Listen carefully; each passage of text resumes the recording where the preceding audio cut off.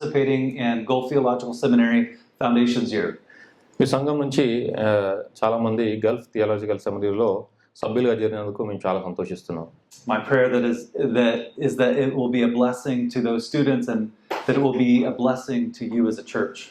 మాకు ప్రార్థన ఏంటంటే అక్కడ పార్టిసిపేట్ అయ్యే స్టూడెంట్స్ వాళ్ళు ఆశీర్వదింపబడతారని, అదేవిధంగా వాళ్ళు కూడా మీ యొక్క సంఘానికి ఆశీర్వాదకరంగా ఉంటారని మేము అనుకుంటున్నాం. 46వ కీర్తనను మనము ధ్యానిద్దామండి. Let me share a few of the goals that I have for us this morning. నేను ఇదే కాల సమయంలో మనకున్న కొన్ని లక్ష్యాలు మనము చూద్దాం. This psalm addresses many different theological themes. ఈ యొక్క కీర్తన అనేకమైన సిద్ధాంతికమైన అంశాలను మనకు తెలియజేస్తుంది. It is a psalm that is meant to call God's people to trust in Him in the midst of chaos and in the midst of trials. ఈ కీర్తన మనకు ఏం తెలియజేస్తుందంటే దేవుని యొక్క బిడ్డలు గందరగోళంలో ఉన్నప్పుడు, కష్టాల్లో ఉన్నప్పుడు దేవుని మీద నమ్మకం ఉంచాలని మనకు తెలియజేస్తుంది. The truths contained in this psalm are like a healing balm for our souls. ఈ కీర్తనలో ఉన్న సత్యాలు మనకు ఒక ఔషధంలా మనకు పనిచేస్తాయండి.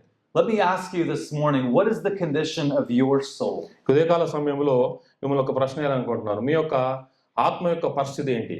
What struggles do you quietly bear this morning? మీరు మీ మనసుల్ని ఎలాంటి కష్టాలు మీరు భరిస్తున్నారు? In Psalm 46, we are reminded that God is sovereign, that He is victorious, and that He is a righteous judge over all the earth. ఒక 46వ కీర్తన మనకేం తెలియజేస్తుందంటే దేవుడు సమస్తము భూమి మీద సార్వభౌమం కలిగి ఉన్నవాడు అని చెప్పి, అదేవిధంగా ఆయన విజయుడు అని చెప్పి మనకు తెలియజేస్తుంది. We're also assured in this psalm that all of God's redemptive purposes will be accomplished. మనకు ఒక నమ్మకం ఈ కీర్తనలో ఏం తెలియజేస్తుందంటే దేవుడు ఇచ్చిన విమోచన ప్రణాళికలు సమస్తము సాధింపబడతాయి అని చెప్పి మనకు తెలియజేస్తుంది. And we are invited to be still and to rest and to cease from our striving and to know that God is with us and that we are safe in His presence. మనం ఆయన సన్నిధిలో స్థిరంగా ఉంటామని చెప్పి, మన యొక్క కష్టాల్లో, మన యొక్క బాధల నుంచి మనము బయటకు వస్తామని చెప్పి మన యొక్క ఆహ్వానాన్ని యొక్క కీర్తనలో మనము పొందగలుగుతామండి. We will also see that Psalm 46 is missional, that it gives fuel for our evangelism. ఈ యొక్క కీర్తన సైద్ధాంతికపరమైన అంశాలు మాత్రమే కాదు, ఇది మన దేవుని యొక్క పని చేసే దాంట్లో ఒక గొప్ప ప్రోత్సాహాన్ని మనకి ఇస్తుందండి. Though this psalm speaks of God's judgment, it also anticipates God's mercy to the nations. It should give us great confidence as we continue to share the gospel with the lost around us. ఈ యొక్క కీర్తన మనకు దేవుని యొక్క తీర్పు గురించి మాత్రమే కాదు, దేవుని యొక్క పని, దేవుడు ఇచ్చిన మహా ఆజ్ఞ ఒక పనిలో మనము నశించపోయిన వారి నుంచి మనం చేసే క్రమంలో మనకు ఒక ముందస్తు చూపును మనకు ఈ యొక్క కీర్తన మనకు తెలియజేస్తుందండి.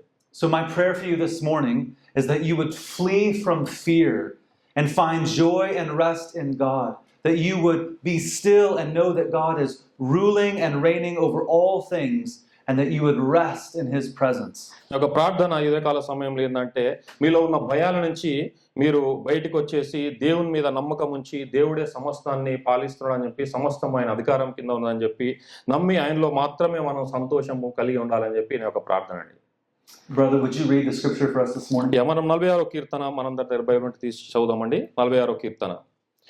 దేవుడు మనకు ఆశ్రయమును దుర్గమునై ఉన్నాడు, ఆపత్కాలంలో ఆయన నమ్మకొనదగిన సహాయకుడు. కావున భూమి మార్పు నొందినను, నడి సముద్రములలో పర్వతములు మునిగినను, వాటి జలములు ఘోషించుచు నురుగు కట్టినను, ఆ పొంగునకు పర్వతములు కదిలినను మనము భయపడము. ఒక నది కలదు, దాని కాలువలు దేవుని పట్టణమును, సర్వోన్నతని మందిరపు పరిశుద్ధ స్థలమును సంతోషపరచుచున్నవి. దేవుడు ఆ పట్టణంలో ఉన్నాడు, దానికి చలనము లేదు. అరుణోదయమున దేవుడు దానికి సహాయము చేయుచున్నాడు. జనములు ఘోషించుచున్నవి, రాజ్యములు కదులుచున్నవి. ఆయన తన కంఠధ్వని వినిపించగా భూమి కరిగిపోవుచున్నది. సైన్యములకు అధిపత్యగు యెహోవా మనకు తోడై ఉన్నాడు. యాకోబు యొక్క దేవుడు మనకు ఆశ్రయమై ఉన్నాడు. యెహోవా చేసిన కార్యములు వచ్చి చూడుడి. ఆయనే భూమి మీద నాశనములు కలుగజేయువాడు. ఆయనే భూదిగంతాల వరకు యుద్ధములు మాన్పువాడు. విల్లు విరుచువాడును, బల్లెమును తెగు నరుకువాడును ఆయనే. యుద్ధ రథములను అగ్నిలో కాల్చివాడు ఆయనే. ఊరుకుండుడి, నేనే దేవుడనని తెలుసుకొనుడి. అన్ని జనులలో నేను మహోన్నతుడనగుదును, భూమి మీద నేను మహోన్నతుడనగుదును. సైన్యములకు అధిపత్యగు యెహోవా మనకు తోడై ఉన్నాడు. యాకోబు యొక్క దేవుడు మనకు ఆశ్రయమై ఉన్నాడు. ఆమేన్. Let us pray. ప్రార్థన చేస్తున్నామండి. Father, we thank you that we can study your word this morning. పరలోకంలో తండ్రి నాయనా, మరి ఈ యొక్క వాక్యాన్ని చదువుటకు మేము తండ్రి ఎంతో ధన్యం నాయనా. God, would you help me to preach all that is true in your word? దేవాని యొక్క వాక్యంలో ఉన్న సత్యాలను తెలియజేయటకు తండ్రి మాకు సహాయం దయచేయండి. Would you help us to understand how great and awesome you are? దేవా, మీరు ఎంత గొప్ప దేవుడో తెలుసుకుంటకు తండ్రి మా కనులు తెరవండి నాయన. Would you strengthen your people this morning? మీ యొక్క ప్రజలను తండ్రి మీరు బలపరచండి. Give us a vision for who Christ is and what he has accomplished for us. దేవా, క్రీస్తు ఎవరో తెలుసుకున్నటకు తండ్రి, అదే విధంగా యేసు క్రీస్తు వారు మా కోసం ఏం చేస్తున్నారో తెలుసుకున్నటకు మాకు సహాయం దయచేయండి. Do this so that we might be still and know that you are God. దేవా, ఇది మా కోసం ఎందుకు చేయాలంటే మేము మీలో తండ్రి స్థిరముగా ఉండి మీరే మా దేవుడు అని తెలుసుకుంటకు సహాయం దయచేయండి. We pray this in Jesus' name. యేసు నామములో ప్రార్థిస్తున్నాము. Amen. Amen.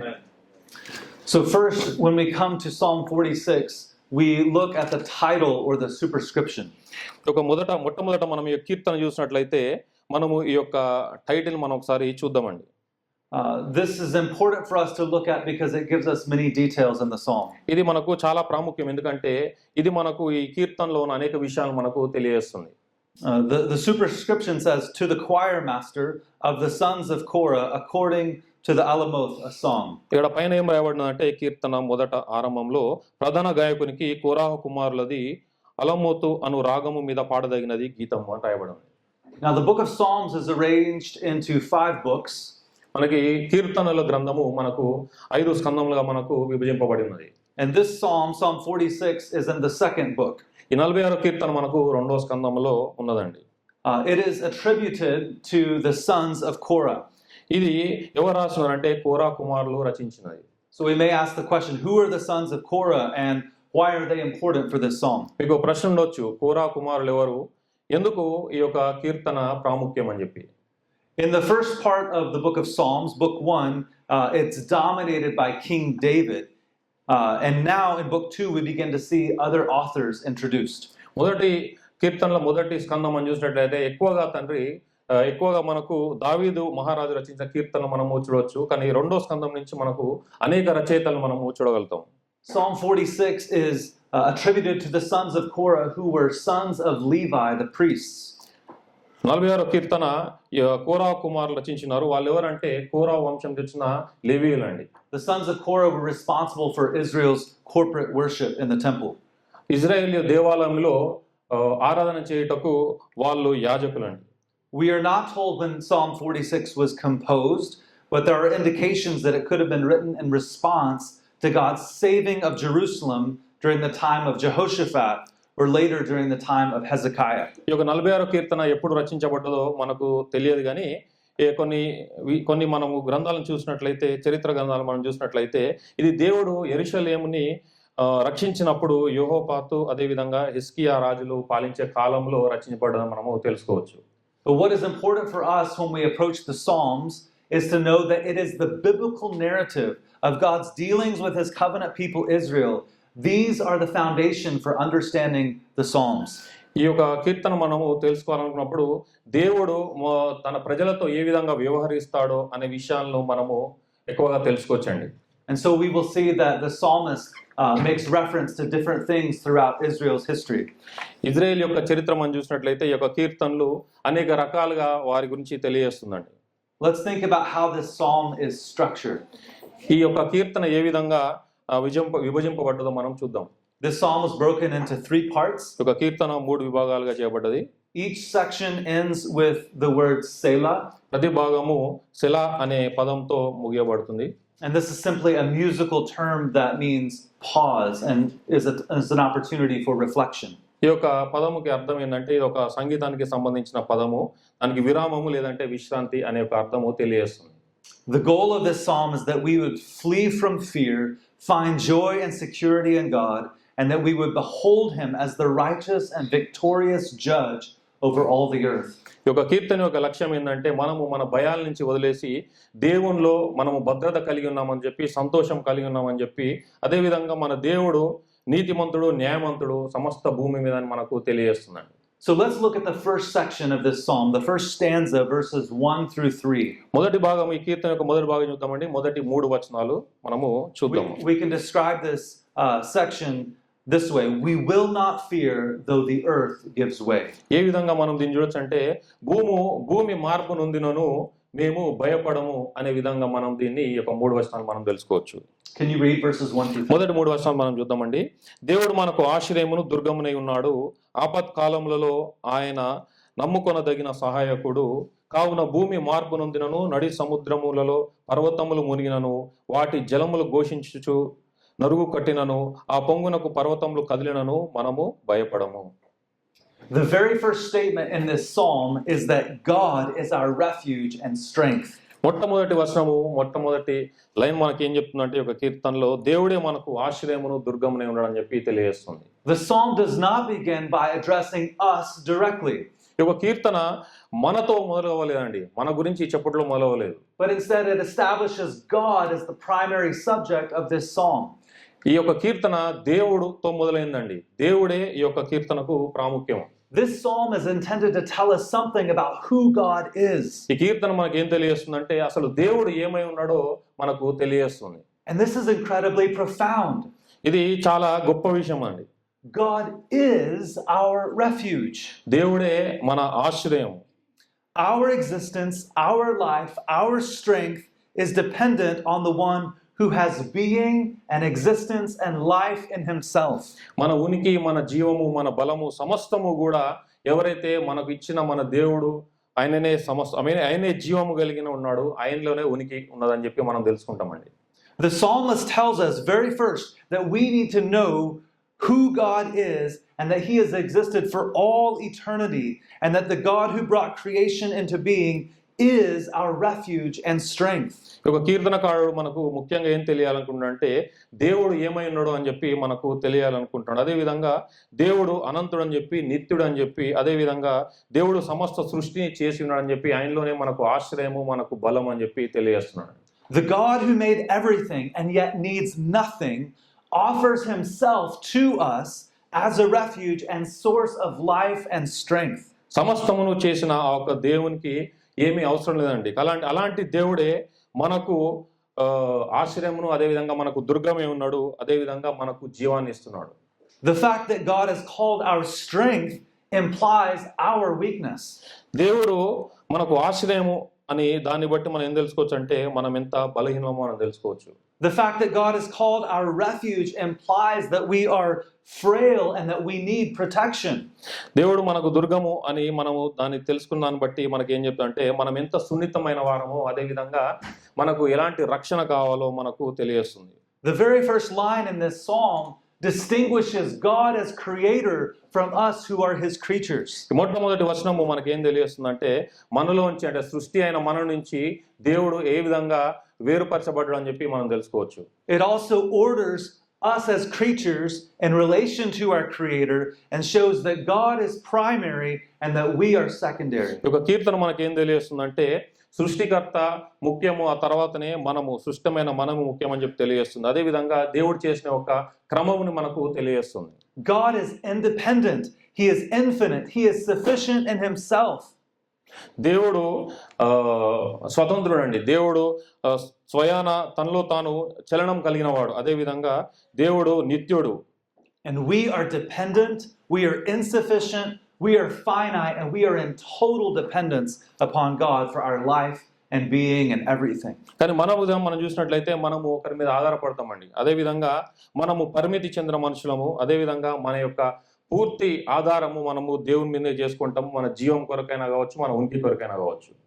We also see in this psalm that God is good. అదే విధంగా ఈ యొక్క కీర్తనలో మనము దేవుడు ఎంత మంచివాడు మనము చూడొచ్చు. We are told that God is a very present help in trouble. దేవుడు మనకు మన యొక్క ఆపత్కాలంలో మనకు నమ్మదగిన సహాయకుడు అని చెప్పి మనం చూడొచ్చు. Friends, think about this. మిత్రులారా ఒకసారి ఆలోచించండి. God is infinite. He is transcendent. He is beyond us. దేవుడు అనంతుడు అండి. దేవుడు అతీతుడు. And yet we see that God graciously gives himself to us and desires to help us. అలాంటి దేవుడు తన కృపను బట్టి మన కోసము మనకు సహాయం చేయడానికి ఉన్నాడండి.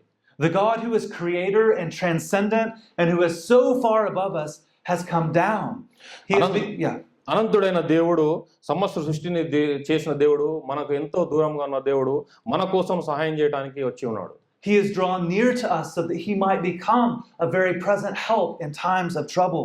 ఆయన మన కోసం ఎందుకు వచ్చి ఉన్నాడంటే ఆపత్కాలంలో మనకు నిజమైన సహాయకుడిగా ఉండటానికి వచ్చి ఉన్నాడు. Friends, let us hold both of these truths together at once. మిత్రులారా, ఈ యొక్క రెండు సత్యాలను మనము తెలుసుకుందామండి. The God who holds the universe in his hands, సమస్త సృష్టిని చేసిన ఒక దేవుడు, who spoke the creation into existence, ఈ యొక్క సృష్టిని తన వాక్కు చేత చేసిన ఒక దేవుడు, the God who dwells in inapproachable light, అనంతమైన వెలుగులో సమీపించరాని తేజస్సులో ఉండే దేవుడు, has made himself near to us and present. అలాంటి దేవుడు తనను తాను మనకు దగ్గరగా చేసుకున్నాడండి. He comes to us to help us. మనకు సహాయకుడిగా ఉండటానికి వచ్చి ఉన్నాడు. Our triune God, Father, Son, and Holy Spirit is our refuge and strength, a very present help in times of trouble. మన త్రిత్వమైన మన దేవుడు, తండ్రి, కుమారుడు, పరిశుద్ధాత్మ కలిగిన దేవుడు మనకు ఆశ్రయమై ఉన్నాడు, మనకు దుర్గమైనడు. అలాంటిదే మన యొక్క ఆపదలో మనకు నిజమైన సహాయకుడై ఉన్నాడు. And because this is true, the psalmist says, therefore.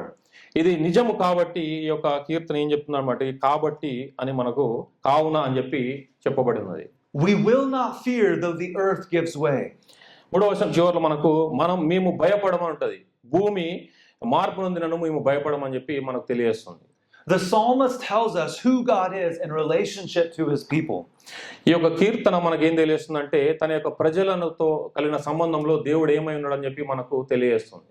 The psalmist did not begin by addressing the fearful reality of the world falling apart. ఈ యొక్క ప్రపంచంలో జరిగే భయంకరమైన సన్నివేశాలతోని ఈ యొక్క కీర్తన మొదలవలేదండి. The psalmist begins by declaring who God is and that God graciously offers himself to us as a shelter and refuge. ఈ యొక్క కీర్తన ఎలా మొదలైందంటే దేవుడు ఏమై ఉన్నాడు అని చెప్పి దాంతో మొదలైపోయింది. దేవుడు మనకు ఆశ్రయమై ఉన్నాడు, దేవుడు మనకు దుర్గమై ఉన్నాడు అని చెప్పి నిజమైన సహకారం అని చెప్పి మనకు ఈ యొక్క కీర్తన మొదలైంది. The fact that the world looks like it's descending into chaos and falling apart would be a rightful cause for fear and terror. నిజంగా ఈ రోజు ప్రపంచాన్ని చూసినట్లయితే ఈ ప్రపంచంలో గందరగోళము, అదేవిధంగా ప్రపంచంలో జరుగుతున్న ఈ యొక్క సన్నివేశాలను మనం చూసినట్లయితే నిజంగా మనకు ఒక భయము, అదేవిధంగా మనకు ఒక వణుకు కలుగుతుంది. But God is our refuge and strength. కానీ దేవుడు మనకు ఆశ్రయమై ఉన్నాడు, మనకు దుర్గమై ఉన్నాడు. He is a very present help in times of trouble. ఆయనే మనకు నిజమైన సహకారే ఉన్నాడు. Therefore we will not fear. కాబట్టి మనము భయపడము. Church, let me ask you a question. సంఘస్థులందరికీ ఒక ప్రశ్న వేయాలనుకుంటున్నాను. What is the dominating outlook of your life? మీ యొక్క జీవితంలో ఉన్న ప్రధానమైన దృక్పథం ఏంటి? Do you primarily take notice of the world falling apart all around you? ఈ యొక్క ప్రపంచంలో జరిగే విషయాలను బట్టి, అక్కడ జరిగే సన్నివేశాలను బట్టి మీరు ఎక్కువ ఆలోచిస్తున్నారా? Do you focus on the problems that surround you? మీ యొక్క చుట్టుపక్కల ఉన్న పరిస్థితులను బట్టి మీ యొక్క దృష్టి ఎక్కువగా పెడుతున్నారా? Maybe it's the state of national or global politics. లేదంటే మీ యొక్క దేశ రాజకీయాలు కావచ్చు, అంతర్జాతీయ రాజకీయాల మీద మీ దృష్టి ఎక్కువ పెడుతున్నారా? The news about wars and potential for wars. యుద్ధాల గురించి, లేదంటే యుద్ధ సమాచారాల గురించి ఎక్కువ ఆలోచిస్తున్నారా? The instability of the economy. లేదంటే ఆర్థిక మాంద్యం గురించి ఎక్కువ ఆలోచిస్తున్నారా? Wondering whether or not your visa might be renewed. లేదంటే మీ యొక్క వీసా రెన్యూ అవుతుందా లేదని చెప్పి మీరు ఆలోచిస్తున్నారా? The dominating reality for some of you is a broken relationship. మీలో ఉన్న చాలా మందికి ఒక నిజమైన ఒక గొప్ప బాధాకరం ఏంటంటే మీలో ఉన్న బంధాలు సరిగా ఉండకపోవచ్చు. It's the uncertainty of financial difficulty. మీ యొక్క ఆర్థిక పరిస్థితులు సరిగా ఉండకపోవచ్చు. Maybe it's the loss of health. లేదా మీ యొక్క ఆరోగ్యం చెడిపోవచ్చు. Or the unspeakable grief that comes as the result of losing someone you love. లేదంటే మీరు ఎక్కువగా ప్రేమించే మీలో ఒకరు మీకు దూరం అయిపోయి ఉండొచ్చు. Friends, what is the banner statement that stands over your life? మీ యొక్క జీవితంలో నిజంగా ఒక గొప్ప స్టేట్మెంట్ ఏమై ఉంటది? Is it the world is falling apart? ఈ యొక్క ప్రపంచములో జరుగుతున్న సన్నివేశాలా? Or is it God is my refuge and strength? లేదంటే దేవుడు నాకు ఆశ్రయమై ఉన్నాడని చెప్పి ఆ ఒక్క వచనం బట్టి ఉంటుందా? A very present help in times of trouble. మీ యొక్క ఆపత్కాలంలో నిజమైన సహకారి దేవుడుగా ఉన్నాడని చెప్పి మీరు నమ్ముచున్నారా? We should note that the psalmist is not speaking about trivial things. అల్పమైన విషయాల గురించి ఒక కీర్తన చెప్పట్లేదండి. The psalmist is not trying to minimize the suffering or the chaos that exists all around us. ఈ యొక్క కీర్తన మన చుట్టూ ఉన్న అనేకమైన విషయాల గురించి వాటి గురించి ఎక్కువగా చెప్పట్లేదండి. Notice what he says in verse 2 and 3. రెండో వచనంలో మూడో వచనంలో ఏం చెప్పిందో మనము చూద్దామండి. You read. కావున భూమి మార్పు నొందినను, నడి సముద్రములలో పర్వతములు మునిగినను, వాటి జలములు ఘోషించుచు నురుగు కట్టినను, ఆ పొంగునకు పర్వతములు కదిలినను మనము భయపడము. The language of mountains being moved into the heart of the sea is what we might call apocalyptic or cataclysmic. It's terrifying language.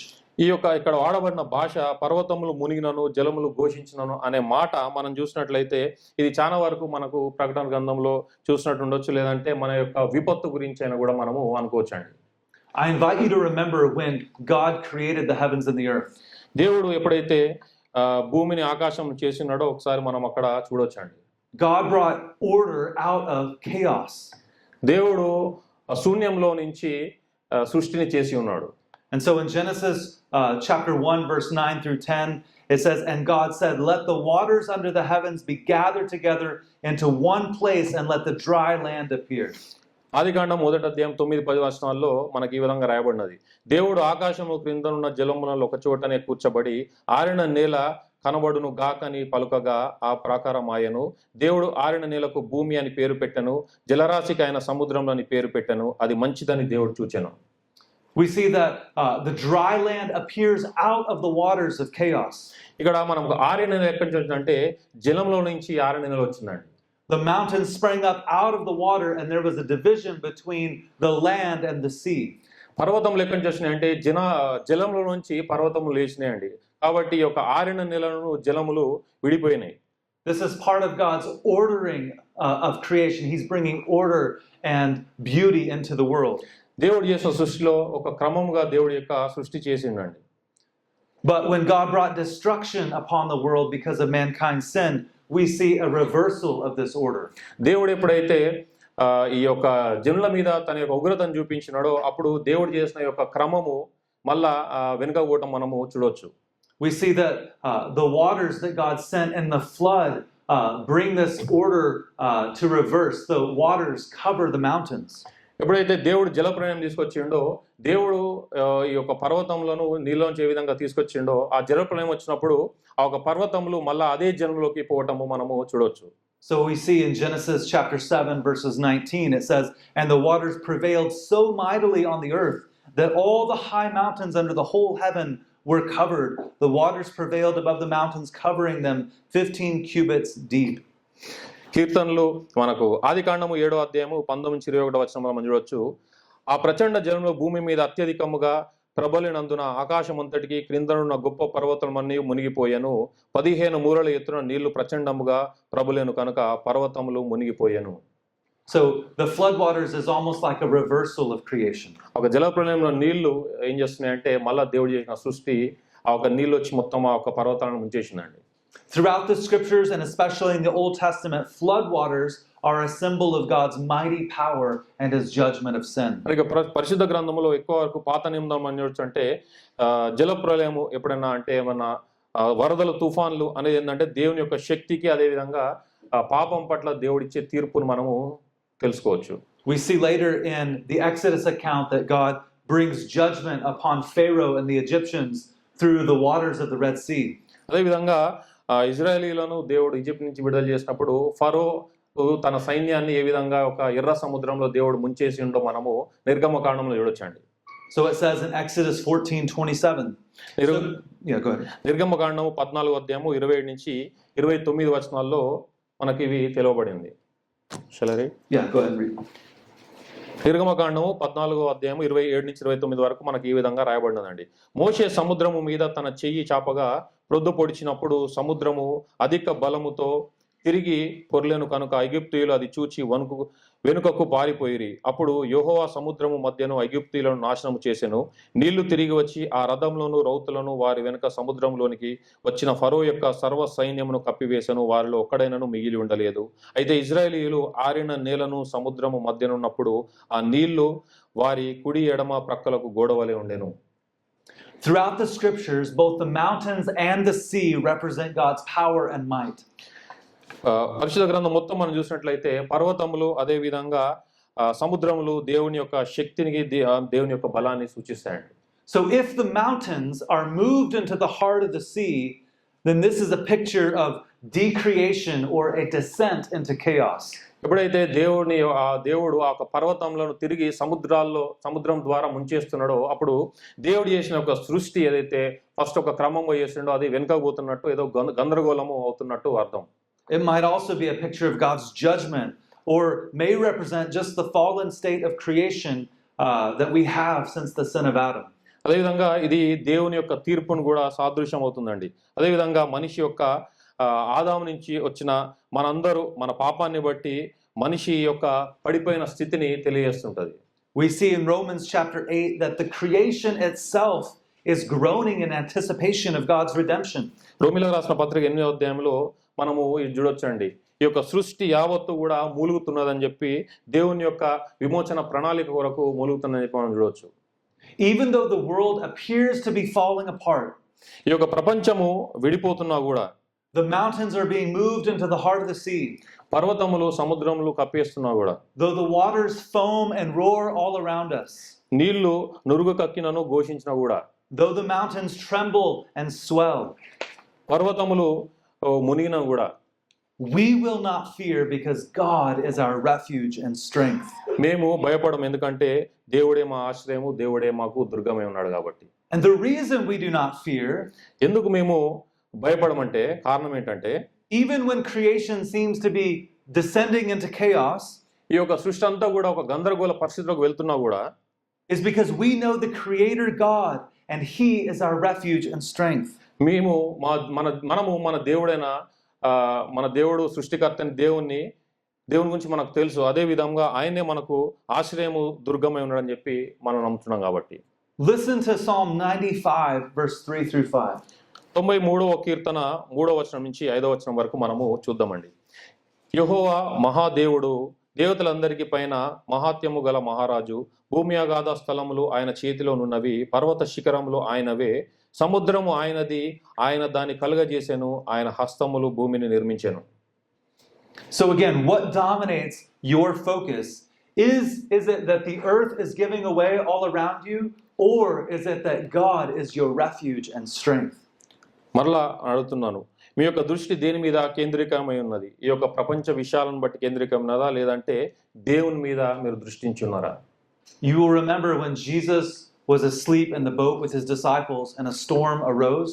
మీ అందరికీ గుర్తుంటది, మనకు మార్క్స్ వార్తలో ఏ విధంగా ఉన్నదంటే, యేసుక్రీస్తు ప్రభు వారు ఒక పడవలో నిద్రించినప్పుడు ఏ విధంగా ఒక తుఫాను వచ్చిందో.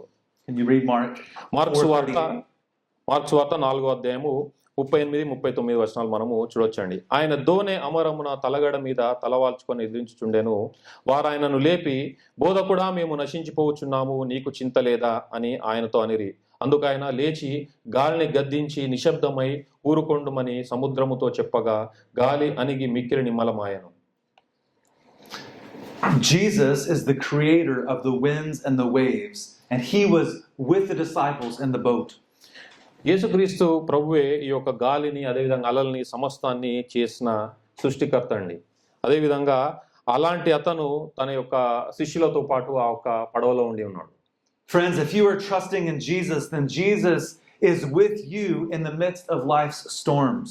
స్నేహితులారా, మీరు యేసుక్రీస్తు మీద విశ్వాసం ఉండి ఉంటే మీ యొక్క జీవితంలో ఉన్న అనేక కష్టాల్లో, అనేక తుఫాన్లో యేసుక్రీస్తు ప్రభు మీకు తోడుగా ఉన్నాడని చెప్పి మీరు నమ్ముకోండి. He is the one who is in control of all things. ఆయనే సమస్తమైన ఆధీనంలో ఉందని చెప్పి మీరు నమ్మాలి.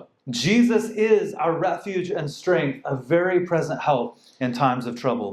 యేసుక్రీస్తు వారే మనకు నిజమైన సహాయము, అదేవిధంగా ఆయన్నే మన యొక్క ఆశ్రయము, మన యొక్క దుర్గం అని మనం నమ్మాలండి. And so now we transition to the second part of the psalm. మనం ఈ యొక్క కీర్తనలో 2వ భాగం మనము చూద్దాము. In the first part of the psalm, we look at a cosmic or a big view of creation. మొదటి భాగంలో మనం ఏం చూసినామంటే దేవుడు చేసిన సృష్టిని మనం చూస్తున్నాం. ఏ విధంగా దేవుడు తను చేసిన సృష్టి మీద ఏ విధంగా తన యొక్క ఉగ్రతను చూపించున్నాడు మనము చూసి ఉన్నాం. But now in this second part, we look at a different view. ఈ యొక్క 2వ భాగంలో మనము వేరే ఒక వ్యూ మనం చూద్దామండి. we see a microcosmic view of God dwelling with his people in the city of Zion. మనం ఇక్కడ ఏం చూడొచ్చు అంటే దేవుడు తన ప్రజలతో సినాయి కొండ మీద ఏ విధంగా నివాసం కలిగి ఉన్నాడో మనం చూడొచ్చు. So the second part, verses 4 through 7, we see the joyful city of God. ఈ యొక్క రెండో భాగంలో మనము 4వ వచనం నుంచి 7వ వచనం వరకు మనము చూడొచ్చు. దేవుని యొక్క పరిశుద్ధ పట్టణం గురించి, సంతోషమైన పట్టణం గురించి మనం చూడొచ్చు. 4 నుంచి 7 వరకు నేను చదువుతానండి. Would you please read 4 through 7? ఒక నది కలదు, దాని కాలువలు దేవుని పట్టణమును, సర్వోన్నతుని మందిరపు పరిశుద్ధ స్థలమును సంతోషపరచుచున్నవి. దేవుడు ఆ పట్టణంలో ఉన్నాడు, దానికి చలనము లేదు. అరుణోదయమున దేవుడు దాన్ని ఘోషించుచున్నవి, రాజ్యములు కదులుచున్నవి. ఆయన తన కంఠధ్వని వినిపించగా భూమి కరిగిపోవచ్చున్నది. సైన్యములకు అధిపతి యెహోవా మనకు తోడై ఉన్నాడు, యాకోబు యొక్క దేవుడు మనకు ఆశ్రయమై ఉన్నాడు. We're told that there is a river whose streams make glad the city of God. మనకి వచనంలో మనకి ఏం తెలుస్తుందంటే అక్కడ ఒక నది ఉన్నదట, దాని యొక్క కాలువలు ఆ ఒక దేవుని పట్టణం గుండా వెళ్తున్నాయని చెప్పి మనం చూడొచ్చు. What is this city of God? దేవుని యొక్క పట్టణం అంటే ఏంటిది? Well, this is likely a reference to Jerusalem. ఇది మనకు యెరూషలేముని సూచిస్తుందండి. The psalmist uses different metaphors or different ways of describing the city of Jerusalem. కీర్తనకారుడు యెరూషలేం పట్టణాన్ని చెప్పే విధానంలో అనేక రూపకాలను మనకు చూపిస్తూ ఉంటాడు. Jerusalem was the city of David, God's anointed king. యెరూషలేము దావీదు యొక్క పట్టణం అని కూడా మనము చూడవచ్చు. Jerusalem was also known as Mount Zion and was special because it was the place of God's temple. యెరూషలేము సియోను కొండను మనం కూడా చూడవచ్చు, ఎందుకంటే దాని యొక్క ప్రత్యేకత ఏంటంటే దేవుని యొక్క ఆలయము అక్కడ ఉన్నది కాబట్టి. This was the place where God dwelt with his people through their worship in the temple. ఈ యొక్క స్థలములో దేవుడు తన యొక్క ప్రజలతో నివసించి ఉన్నాడండి. But when we see this reference to a river whose stream makes glad the city of God, we also see an allusion back to the Garden of Eden. మనం ఇక్కడ దేవుని ఒక పట్టణంలో ఈ యొక్క నది వెళ్ళటము మనం ఈ యొక్క చూసినట్లయితే ఇదేన్ని సూచిస్తుందంటే మనకు ఏదెన్ తోటలో అక్కడి నుంచి ఒక నది రావటము మనము చూడొచ్చండి. You see, the Garden of Eden was also the place that God dwelled with his people. ఏదెన్ తోటలో కూడా దేవుడు తన యొక్క ప్రజలతో నివాసం ఉండటం మనం చూడొచ్చు. And you'll remember in Genesis chapter 2 that a river flowed out of Eden to water the garden, and it divided and became 4 rivers. ఆదికాండం 2వ అధ్యాయంలో మనం చూడొచ్చు, అక్కడి నుంచి ఒక ఏదెన్ తోట నుంచి ఒక నది ప్రవహించడం మనం చూడొచ్చు. అది 4 భాగాలుగా విభజిస్తుంది. ఆ ఒక తోటను మొత్తము సేద్యపరుస్తుంది అని చెప్పి మనము చూడొచ్చు. The river in Eden watered the garden to make it fruitful, to make it a delightful place, a place where God walked with Adam and Eve in perfect communion. ఏదెన్ తోటలో ఉన్న ఆ ఒక నది ఏం చేస్తుందంటే ఆ ఒక ఏదెన్ తోటకి నీళ్లు అందిస్తుందండి. అక్కడ అనేక చెట్లకు అనేక ఫలాలను అందిస్తూ అక్కడ ఆ ఒక ప్రత్యేకమైన స్థలముగా దేవుడు ఆదాము ఏవుతో సహవాసం చేసే స్థలంగా మనము చూడొచ్చు. When Adam and Eve sinned, God removed them from the garden because they could no longer be in fellowship with him because of their sin. ఎప్పుడైతే ఆదాము హవ్వలు ఎప్పుడైతే పాపం చేస్తున్నారో దేవుడు ఆ ఒక సన్నిధి అంటే ఆ ఒక ఏదెన్ తోట నుంచి వాళ్ళని బయటికి తరిమేస్తున్నాడు. But later God would show mercy to his people, that he would give them his presence once again in the tabernacle and then also later the temple. కానీ దేవుడు రాబో రోజుల్లో తన ప్రజలతో తాను ఏర్పరచిన వాగ్దానం చేసిన ప్రజలతో తాను నివాసం ఉంటాడని చెప్పి మనము చూడొచ్చు. ఏ విధంగా తోటలో ఏ విధంగా ఉన్నాడో ఆ విధంగా ఉంటాడో మనం చూడొచ్చు. అది మందసంలో కావచ్చు, రాబోయే నూతన ఎరుషలేములో కావచ్చు అండి. The temple existed in Jerusalem, and in Jerusalem there was a small stream called the Gihon that ensured the city's water supply. యెరూషలేములో మనము మందిరం ఉండడం చూడొచ్చు. అదేవిధంగా యెరూషలేం పట్టణంలో ఒక చిన్న ప్రవాహము మనం చూడొచ్చండి. దాని పేరు గిహోను షియోన్ అనే పేరు దానికి కలిగి ఉన్నది. This gave security to the city in times of battle or in times of siege. ఎప్పుడైతే ఆ ఒక పట్టణం మీదకి ఎవరైనా యుద్ధానికి వచ్చినప్పుడు అది ఒక భద్రతగా కూడా ఆ ఒక నది ఉపయోగపడేదండి. It is possible that the psalmist has this river in mind when he's writing this psalm. ఈ యొక్క కీర్తనకారుడికి ఈ యొక్క కీర్తన రాసేటప్పుడు అది ఆయన యొక్క దృష్టిలో ఉండి ఉండదు. But we also see that there's another river that's mentioned in the book of Revelation. అదేవిధంగా మనము ఇంకొక నది మనకు ప్రకటన గ్రంథంలో మనము చూస్తామండి. We see there described a new Jerusalem, which is marked by a river that flows from the throne of God and of the Lamb. అక్కడ మనం మనం చూసిన వాక్య భావన మనం చూసినట్టే 22వ అధ్యాయంలో అక్కడి నుంచి ఒక నది ప్రవహిస్తుంటది. అది అక్కడ ఉన్న ప్రజలకు ఏంటంటే వాళ్ళకు ఒక ఔషధంగా పనిచేస్తుంటది. అదేవిధంగా అది ప్రతి నెల కాపు కాస్తుందని చెప్పి మనము చూడొచ్చు. We see the tree of life bearing fruit each month, and its leaves are for the healing of the nations. అక్కడ జీవవృక్ష ఫలం ప్రతి నెల ఫలాలు ఇస్తుందని మనం చూడొచ్చు. అది ఒక ఔషధంగా పనిచేస్తుందని కూడా మనము చూడొచ్చు. So what is this glad city of God that's mentioned in Psalm 46? ఈ యొక్క 46వ కీర్తనలో మనం చూసినట్లయితే ఈ యొక్క పట్టణం ఏంటి? So whether we think of Eden or Jerusalem or the New Jerusalem, it is the place where God dwells with his people. అది ఏదైనా తోటనా, లేదంటే మందసమా, లేదంటే నూతన యెరూషలేమా, ఏదైనా కూడా అది దేవుడు నివసించే స్థలం అండి. And notice what the psalm says: because God dwells with his people, the city will not be moved. ఇక్కడ ఏం చెప్తుందంటే దేవుడు తన ప్రజలతో నివసిస్తాడు కాబట్టి ఆ ఒక పట్టణము కదిలింపబడదని చెప్పి మనము చూడొచ్చు. And we have examples in the Old Testament where God defended Jerusalem during the time of Hezekiah. మనకు పాత నిబంధనలో అనేక ఉదాహరణలు మనము చూడొచ్చు. దేవుడు యెరూషలేం పట్టణాన్ని ఏ విధంగా రక్షించినాడో హెజ్కియాలో మనము చూడొచ్చు. When the Lord struck down 186,000 soldiers in one night. అదేవిధంగా 180,000 మంది సైనికులను దేవుడు ఏ విధంగా నశింపజేసిండో కూడా మనము చూడొచ్చండి. Or also during the time of Jehoshaphat. అదేవిధంగా యెహోషాపాతు కాలంలో కూడా జరగటం మనము చూడొచ్చు. We see that when the long night finally breaks, we recognize that God will help his people in the morning when it dawns. ఎప్పుడైతే రాత్రి అంతయు మనం కష్టం ఉన్నా కూడా ఉదయకాలంలో దేవుడు మనకు తోడుగా ఉంటాడని చెప్పి మనము చూడొచ్చు. Notice also that the psalm picks up the language from Psalm 2. ఈ యొక్క కీర్తనలో మనకు కొన్ని మనకు రెండో కీర్తనలో కూడా ఉన్న వాడబడిన భాష మనం ఇక్కడ చూడొచ్చండి. Why do the nations rage and the peoples plot in vain? ఎందుకు అనేక దేశాలు దేవుని యొక్క పట్టణం మీద యుద్ధానికి వస్తున్నాయి? The nations rage against the Lord's anointed. దేవుడు అభిషేకించిన వాని మీద అనేక దేశాలు, అనేక జనాలు ఎందుకు తిరగబడుచున్నారు? We must ask this question: who is the Lord's anointed?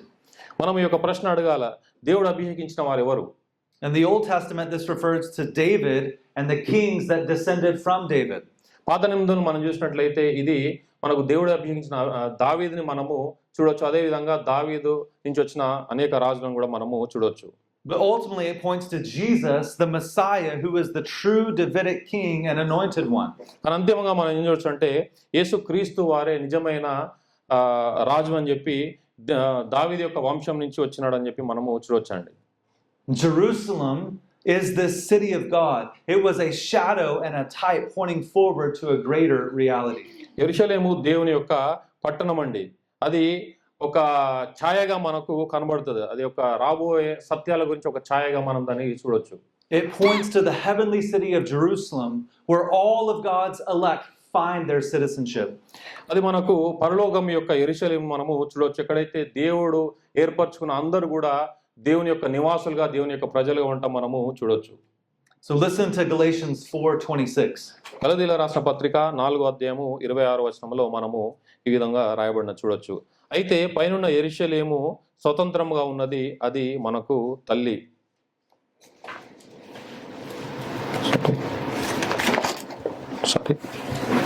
గలతీయుల రాసిన పత్రిక 4వ అధ్యాయము 26.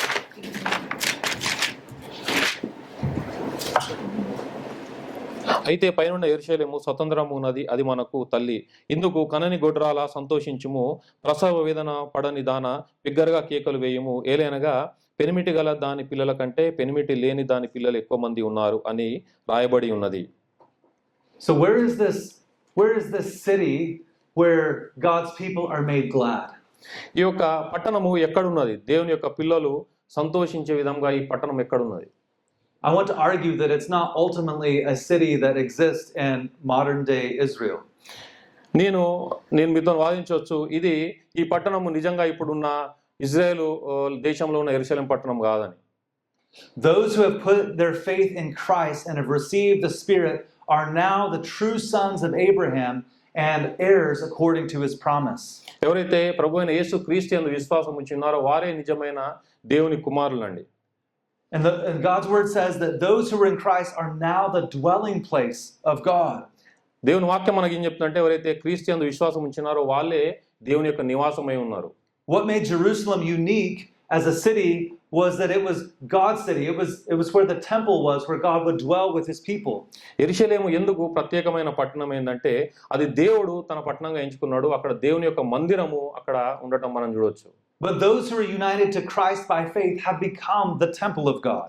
కానీ ఇప్పుడు ఎవరైతే క్రీస్తుతో పాటు ఐక్యత కలిగి ఉన్నారో, క్రీస్తు యందు విశ్వాసం కలిగి ఉన్నారో వాళ్ళే దేవుని యొక్క మందిరం అండి. Instead of God's Spirit dwelling in a building in Jerusalem, God's Spirit now dwells in our hearts by faith. ఆ కాలంలో ఎప్పుడైతే దేవుని యొక్క ఆత్మ యొక్క మందిరంలో ఉన్నదో అదే విధంగా ఇప్పుడు దేవుని క్రీస్తుని నమ్ముకున్న విశ్వాసులో దేవుని యొక్క ఆత్మ నివసిస్తుంది. Can you read 1 Peter 2:5? పేతురు రాసిన మొదటి పత్రిక 2వ అధ్యాయము 5వ వచనం మనము చూద్దామండి. యేసు క్రీస్తు ద్వారా దేవునికి అనుకూలములకు ఆత్మ సంబంధమైన బలులను అర్పించుటకు పరిశుద్ధ యాజకులుగా ఉండునట్లు మీరును సజీవమైన రాళ్ల వలె నుండి ఆత్మ సంబంధమైన మందిరముగా కట్టబడుచున్నారు. So God is our refuge and our strength. He is the one who makes us glad in his presence. And he does that by sending his Spirit to dwell in our hearts as we become his new temple. దేవుడు మనకు ఆశ్రయమైనడు, దేవుడు మనకు దుర్గమైనడండి. దేవుడు తన యొక్క ఆత్మను మన మీదకి పంపించినాడు. ఎందుకంటే మనం ఆయన సన్నిధిలో స్థిరంగా ఉండాలని, విశ్రాంతి కలిగి ఉండాలని చెప్పి దేవుడు కోరుచున్నాడు. Notice also that our text says the God of Jacob is our fortress. ఒక వాక్యంలో మనకేం చెప్తుందంటే యాకోబు యొక్క దేవుడు మనకు ఆశ్రయం ఉన్నాడని చెప్పి మనకు తెలియజేస్తుంది. What is the significance of the phrase God of Jacob? ఈ యొక్క పదం యొక్క ప్రాముఖ్యత ఏంటిది? యాకోబు యొక్క దేవుడు అనే పదం యొక్క ప్రాముఖ్యత ఏంటి? By using this phrase, the psalmist is indicating they are trusting in the God who keeps covenant and steadfast love. ఈ యొక్క పదము వాడటం ద్వారా ఈ యొక్క కీర్తనకారుడు ఏం చెప్పదలుచుకున్నాడంటే తను దేవుడు చేసిన ఒక వాగ్దానాన్ని దేవుడు ఎప్పటికీ కూడా నెరవేరుస్తాడనే విశ్వాసాన్ని మనము చూడొచ్చండి. The covenant promises did not pass to all of Abraham's children. ఈ యొక్క వాగ్దానం యొక్క నిబంధన సంబంధమైన వాగ్దానాలు అబ్రహాము యొక్క సంతానం అందరికీ వర్తించవండి. But the promise passed to Isaac and then to Jacob, who would later be named Israel.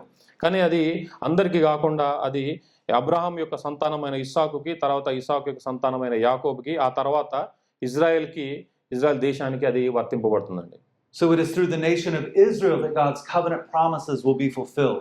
So Israel దేశము ద్వారా దేవుని యొక్క నిబంధన, దేవుని యొక్క వాగ్దానము పూర్తవటం మనము చూడొచ్చు. And this ultimately points us to the sending of God's Son, the Messiah. ఇది చివరిగా మనం ఎట్లా చూడొచ్చు అంటే దేవుడు తన కుమారుడైన యేసు క్రీస్తు వారిని ఈ యొక్క లోకానికి పంపడం ద్వారా ఇది నెరవేర్చబడుతుందని మనము చూడొచ్చు. We've looked at the first stanza, looking at God's judgment and his salvation of his people through the language of creation. ఇది ఇక్కడికి 2 భాగాలు అవుతుంది. మొదటి భాగంలో మనము దేవుని యొక్క ఉగ్రత, దేవుడు చేసిన సృష్టి మీద ఏ విధంగా ఉన్నదో మనం చూడొచ్చు. We've seen how God seeks to dwell with his people in the holy city of Jerusalem, which ultimately points to the salvation that God brings to us. రెండో భాగంలో దేవుడు తన ప్రజలతో ఏ విధంగా నివసిస్తాడో అని మనం చూడొచ్చు.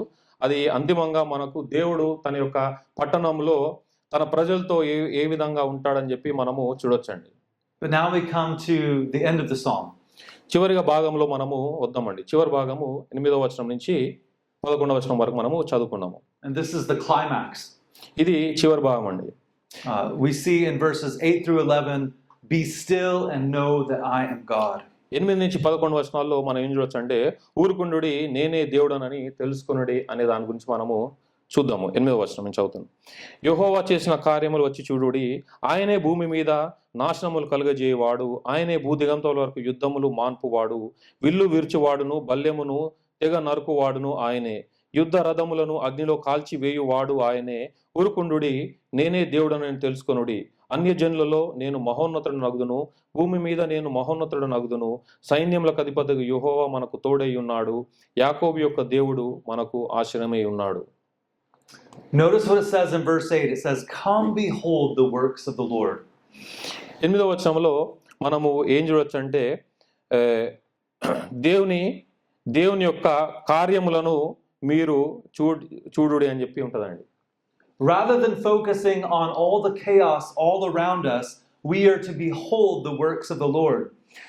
మన చుట్టుపక్కల ఉన్న గందరగోళంలో, చుట్టుపక్కల అనిశ్చితను మనము దాని మీద దృష్టి ఉంచేదానికన్నా దేవుడు చేసిన కార్యముల మీద మనం దృష్టి ఉంచడము మంచిదండి. We are reminded of God's mighty acts of salvation throughout redemptive history. దేవుని యొక్క గొప్ప రక్షణ కార్యాలు మనం చూసినట్లయితే అనేకము మనము చూడొచ్చండి. We remember the flood and the salvation of Noah. Noah దినంలో మనము జల ప్రళయాన్ని మనం చూడొచ్చు. We remember God's rescue of the Israelites from Egypt. ఏ విధంగా అయితే దేవుడు ఇశ్రాయేలీయులను ఐగుప్తు నుంచి విడుదల చేసిన మనం చూడొచ్చు. How God destroyed the chariots and the armies of Egypt and how their chariots were destroyed. ఏ విధంగా దేవుడు ఐగుప్త దేశం యొక్క రథములను ఏ విధంగా నీళ్ళలో ముంచిండో మనం చూడొచ్చు. We remember the deliverance of Jerusalem from Sennacherib's army when God killed 185,000 in one night. దేవుడు ఏ విధంగా యెరూషలేమును విడుదల చేసిండో, సెన్హరీబు అషూరు రాజైన సెన్హరీబు దగ్గర నుంచి ఏ విధంగా ఇశ్రాయేలీయులను 185,000 మందిని ఒక రాత్రిలో చంపి విడుదల చేసిన మనం చూడొచ్చు. All of these works demonstrate God's power and his glory. ఇవన్నీ కార్యాలు కూడా దేవుని యొక్క శక్తిని, అదే విధంగా దేవుని యొక్క మహిమను మనకు తెలియజేస్తున్నాయి. But none of these compare to the way that God works salvation for his people, like the Father sending the Son into the world. ఇలాంటి గొప్పవి అనేకం మనం చూసినా కూడా ఇవేమి కూడా మనకు దేవుడు తన ప్రియ కుమారుణ్ణి మనను రక్షించుటకు ఈ లోకానికి పంపించిన దాంతో మనము పోల్చలేమండి. Can you read John 3:16 and 17? యోహాను సువార్త 3వ అధ్యాయము 16-17 వచనాలు చూద్దామండి. యోహాను సువార్త 3వ అధ్యాయము 16-17. దేవుడు లోకమును ఎంతో ప్రేమించెను, కాగా ఆయన తన అద్వితీయ కుమారునిగా పుట్టిన వాని యందు విశ్వాసముంచు ప్రతి వాడును నశింపక నిత్య జీవం పొందినట్లు ఆయనను అనుగ్రహించెను. లోకము తన కుమారుని ద్వారా రక్షణ పొందుటకే కాని లోకమునకు తీర్పు తీర్చుటకు దేవుడు ఆయనను లోకములోనికి పంపలేదు. Jesus came as God's son into the world. యేసుక్రీస్తు వారు దేవుని కుమారునిగా ఈ లోకానికి వచ్చి ఉన్నాడు. Jesus came to be God with us. యేసుక్రీస్తు వారు దేవుడు మనకు తోడై ఉండటకు వచ్చి ఉన్నాడు. Jesus took on flesh as a man so that unlike Adam and unlike you and I, he might obey the Father perfectly. ఏ విధంగా అయితే ఆదాము, ఏ విధంగా అయితే మీరు నేను ఏ విధంగా అయితే దేవునికి అవిధేయత చూపించినామో ఆ విధంగా కాకుండా దేవుడు క్రీస్తు నరరూపం ఎందుకు వచ్చినాడంటే తండ్రికి విధేయత చూపించడానికి వచ్చి ఉన్నాడు. Jesus took the punishment that you and I deserve. మీరు నేను దేనికైతే అర్హులమో, ఎలాంటి ఉగ్రతకు అర్హులమో, శిక్షకు అర్హులమో దేవుడు భరించి ఉన్నాడు. He bore the righteous wrath of God upon himself on the cross. సిలువ మీద యేసుక్రీస్తు వారు దేవుని యొక్క నీతికరమైన ఉగ్రతను చూడొచ్చు. He died and rose again that we might be saved from our sin by trusting in what Christ has done for us. మన కోసం ఆయన చనిపోయి తిరిగి లేచి ఉన్నాడు. ఎందుకంటే మన పాపాలను క్షమించుటకు, అదే విధంగా మనము ఆయన యందు విశ్వాసం ఉంచుటకు ఆయన మరణించి తిరిగి లేచి ఉన్నాడండి. So this is what it means to behold the wonderful works of the Lord. ఇదే మనము ఇక్కడ చూసేది 8వ వచనంలో యెహోవా చేసిన కార్యములు వచ్చి చూడుడు అనేది ఇదే తెలుపుతుంది. And we are also told, be still and know that I am God. అదే విధంగా ఊరుకొండుడి నేనే దేవుడు అని తెలుసుకున్నాను అని చెప్పి చెప్తుందండి. We should see that Jesus demonstrates through his life and ministry that he is God incarnate. He is God who has come in the flesh. యేసుక్రీస్తు ప్రభువు తన జీవితంలో చేసిన అనేక కార్యాలను బట్టి, అదే విధంగా తన పరిచర్యను బట్టి ఆయన దేవుని యొక్క అవతారం అని చెప్పి మనము చూడొచ్చండి. Jesus came not as the floodwaters of judgment, but rather to be a spring and river of living water. దేవుడు జలప్రయంలో తెచ్చిన తీర్పులాగా కాకుండా యేసుక్రీస్తు వారు నిత్య జీవానికి మనము వెళ్ళుటకు ఒక జీవపు ఊటగా మనం ఉండటానికి యేసుక్రీస్తు ప్రభు వారు వచ్చి ఉన్నారు. Friends, if you would want to know God, then you must know Jesus. మనం దేవుని తెలుసుకోవాలంటే యేసుక్రీస్తు ప్రభువుని తెలుసుకోవాల్సింది. This is expressed over and over again throughout the Gospel of John. ఈ విషయం మనకు యోహాను సువార్తలో అనేక పర్యాయాలు చెప్పబడి ఉన్నది. In John 1:1-4 we are told. యోహాను సువార్త 1వ అధ్యాయం 4 వచనాల్లో ఇది రాయబడినదండి. ఆదియందు వాక్యము ఉండెను, వాక్యము దేవుని యొద్ద ఉండెను, వాక్యము దేవుడై ఉండెను. ఆయన ఆదియందు దేవుని యొద్ద ఉండెను, సమస్తమును ఆయన మూలముగా కలిగెను. కలిగినది ఏదియు ఆయన లేకుండా కలగలేదు. ఆయనలో జీవం ఉండెను, ఆ జీవము మనుషులకు వెలుగై ఉండెను. Throughout the Gospel of John, we see that Jesus identifies himself as the great I am. యోహాను సువార్త మొత్తంలో మనం చూసినట్లయితే యేసుక్రీస్తు వారు తనను తాను నేనే అని చెప్పి అనే విధంగా సంబోధించడం మనం చూడొచ్చండి. Jesus identifies himself as the very God who revealed himself to Moses and to Abraham, to Isaac and to Jacob. యేసుక్రీస్తు ప్రభువారు తనను తాను దేవునిగా మోషేకు ఏ విధంగా మోషేకు అబ్రహాంకు ఇస్సాకుకి యాకోబుకి ప్రత్యక్షపరచుకున్నారో అదే విధంగా యేసుక్రీస్తు ప్రభువారు కూడా ఇక్కడ ప్రత్యేకపరచుకోవడం మనం చూడొచ్చు. 7 times in the Gospel of John, Jesus says, I am. 7 సార్లు యోహాను సువార్తలో యేసుక్రీస్తు వారు నేనే అనే మాట వాడటం మనం చూడొచ్చు. Jesus said, I am the bread of life. నేనే జీవపు రొట్టెనని చెప్పి యేసుక్రీస్తు అంటాం మనం చూడొచ్చండి. I am the light of the world. నేనే లోకానికి వెలుగై ఉన్నానని చెప్పి మనం చూడొచ్చు. I am the door of the sheep. నేనే ద్వారమును అని చెప్పి గొర్రెల ద్వారమును అని చెప్పి చూడొచ్చు. I am the resurrection and the life. పునరుద్ధానమును జీవమును నేనే అని చెప్పి మనం చూడొచ్చు. I am the good shepherd. నేనే మంచి కాపరిని మనం చూడొచ్చు. I am the way and the truth and the life. నేనే మార్గమును సత్యమును జీవమును అని చెప్పి మనం చూడొచ్చు. I am the true vine. నేనే నిజమైన ద్రాక్షవల్లిని అని చెప్పి మనము చూడొచ్చు. Jesus came as Yahweh incarnate, the second member of the Trinity. యేసుక్రీస్తు వారు యెహోవా యొక్క కుమారునిగా వచ్చి ఉన్నారండి. త్రిత్వంలోని రెండో సభ్యునిగా. He came that we might know God and see his glory. మనము దేవుని గురించి దేవుని యొక్క మహిమ గురించి తెలుసుకోవడానికి యేసుక్రీస్తు వారు వచ్చి ఉన్నారు. In his first coming, Jesus came not to judge, but to bear the penalty, to bear the judgment that you and I deserve. మొదటి రాకడలో ఆయన తీర్పు తీర్చడానికి రాలేదండి. కానీ మన కొరకు మనం తీసుకోవాల్సిన శిక్షను తన మీద తను భరించడానికి ఇక్కడికి వచ్చి ఉన్నాడు.